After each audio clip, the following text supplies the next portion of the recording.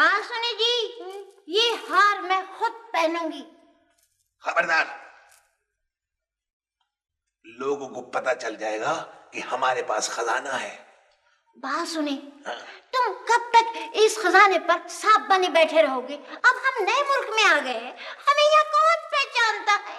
सबर, सबर से काम लो, सबर से।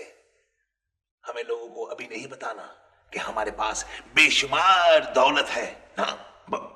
हाय अल्लाह, हमें इस खजाने से क्या फायदा होगा? पहले भी हम गरीब थे, अब भी गरीब हैं। हाँ, क्या है? बाहर देखो कौन है। अरे हम यहाँ नए हैं, हमारा यहाँ कौन है जानने वाला? तुम्हारा वहम होगा।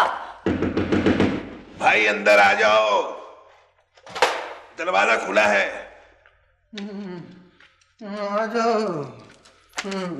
अस्सलाम वालेकुम। वालेकुम अस्सलाम। तुम्हें मुबारक हो तुम्हें बेटा।